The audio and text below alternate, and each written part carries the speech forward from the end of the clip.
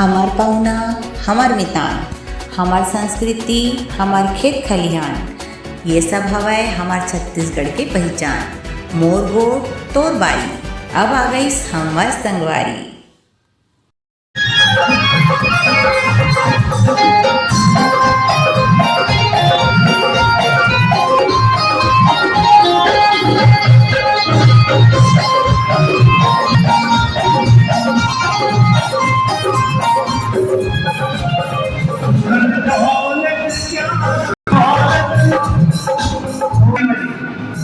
पर मालिक असांखे पंहिंजी हरत ते घुराईंदो त सभु कुझु बढ़ जाएगा।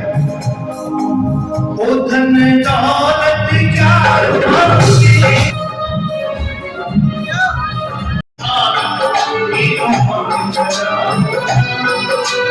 मुश्किल में दास तेरा जिंदगी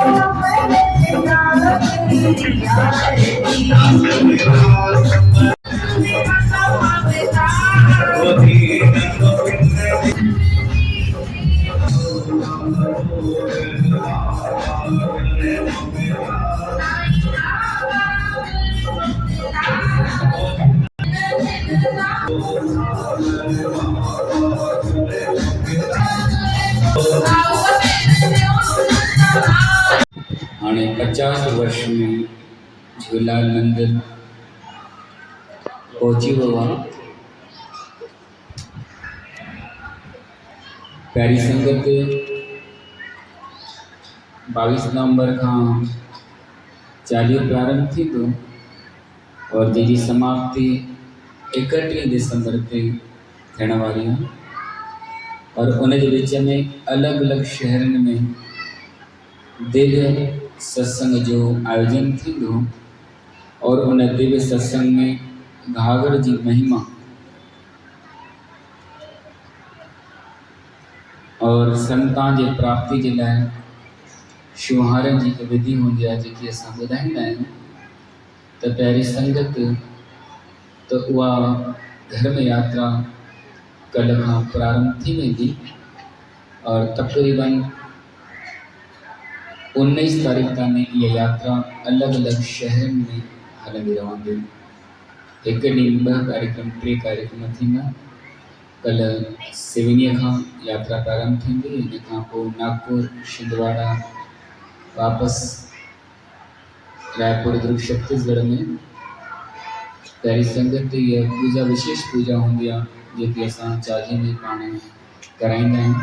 जान जी बाजी लॻाए करे उहे सीमाउनि ते बीठा हूंदा आहिनि ताकि असां सभु चैन सां सुम्ही सघूं।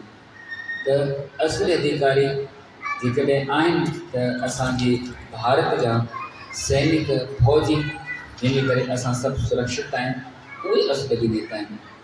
त अहिड़ा फौजी सुभाणे सुबुह जंहिंजो युद्ध कंदे कंदे हथ पेर टुटी पियो, उनखे बंदूक लॻियूं, गोलियूं लॻियूं, उहे ॾाके त प्यारी संगत हे श्री सिंधूमणधाम आश्रम आहे। श्री सिंधूमणधाम आश्रम में सभु ईंदा आहिनि, राजा हुजे, रंग हुजे, फ़कीर हुजे, संत हुजे महंत हुजे ये प्रवेशन की भूमि है। और इन जो इतिहास में या कि जड़ी जगह ते मंदिर ठहियल आहे उन जगह ते पहिरियों कुछ भी न हूंदो हुयो, पर एक संत राजा वीर वारो जिन नालो हुंदलदास वो पहिरियों ही घोषणा कंदो कि हिन जगह ते भव्य मंदिर ठहंदो और इते मेला लगंदा, वॾा वॾा नेता अभिनेता मंत्री राजा महाराजा जी करे सघंदो। त 1976 में ॾियारी जे 3 ॾींहं ते इन जगह ते भगवान झूलेलाल साईं विराजमान थिया और जहिड़ी जगह ते विराजमान थिया उन जगह ते संत जे द्वारा तपस्या थियल आहे। पहिरीं संगत बाबा जी ॿुधाईंदा हुया कि जेॾी महिल मंदिर ठहे पियो इन मंदिर मां इन स्थान खां कुझु अलॻि अलॻि अहिड़ियूं ऊर्जाऊं निकिरनि पियूं, अलॻि अलॻि शयूं अहिड़ियूं महसूसु थियनि पियूं। त पहिरीं संगत हितां जी भूमीअ जी उहा ताक़त आहे जेकी झुकाइण ते मजबूर करे सघे थी। असां कीअं माना हिते मंदिर ते झुकणो पवंदो आहे, हेठि ॾिसंदा आहियूं असां ॾिसंदा आहियूं हिकु मंदिर उहो हूंदो आहे जेके पाण हेठि ॾिसंदा आहियूं।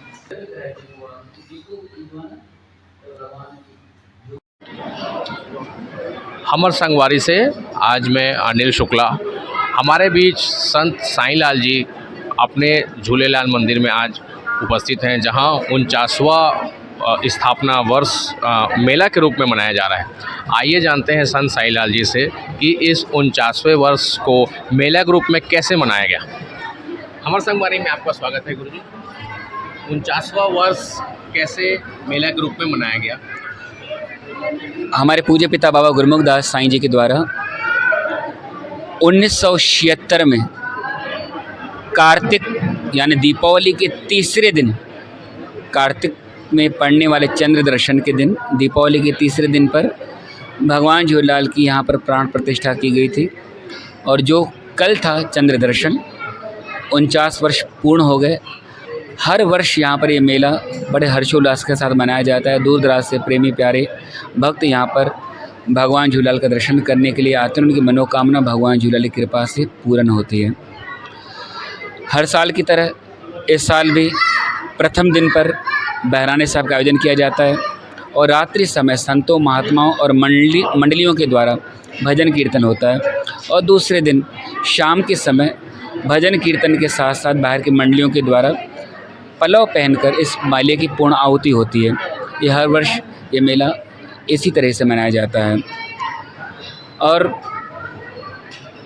जब ये मंदिर नहीं था, जिस जगह पर आज मंदिर है, तो कहते हैं कि बिलासपुर में एक संत रहा करते जिसका नाम था भक्त हुंदलदास जी। उन्होंने पूर्व घोषणा कर दी थी कि ये ज़मीन बहुत पवित्र है और इस ज़मीन पर आगे चलकर एक भव्य मंदिर बनने वाला है।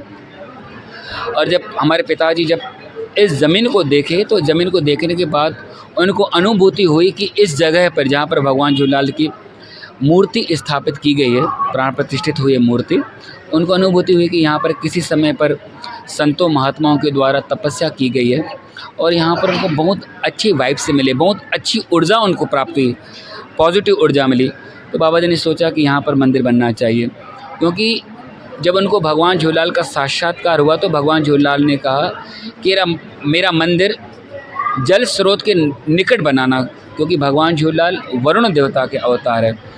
तो चक्कर भाटा की पहचान 8 कुओं से होती है, परंतु 8 कुएँ बड़े बड़े हैं, परंतु एक कुआं ऐसा था जो उस समय 12 फीट का कुआं था, जिसको आसानी से हम पानी निकाल कर पी सकते थे। तो बाबा जी को ये ज़मीन बहुत अच्छी लगी और बाबा जी ने यहाँ पर मंदिर निर्माण किया।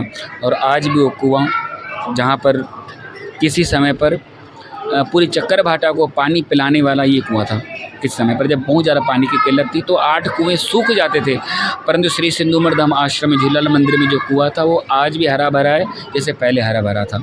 हालांकि जैसे जैसे रोड ऊपर होते गए तो पहले 12 फीट का कुआं था, आज उसकी हाइट बढ़ गई है, आज 28-30 फीट हो गई वो। आज भी जल स्रोत वैसा ही है। आज भी पूरे मंदिर में, दरबार में पानी इसी कुएं से निकाला जाता है। 25 वर्ष पहले जब आप इस गद्दी पे विराजमान हुए थे, तो तब में और अब में क्या अंतर है? ऐसा कुछ भी नहीं है। पहले भी भगवान झूलेलाल की कृपा वैसे बरस रही है, आज भी वैसे कृपा बरस रही है, परंतु बस एक अंतर है। अंतर ये है कि पहले भगवान झूलेलाल मंदिर का आकार दूसरा था।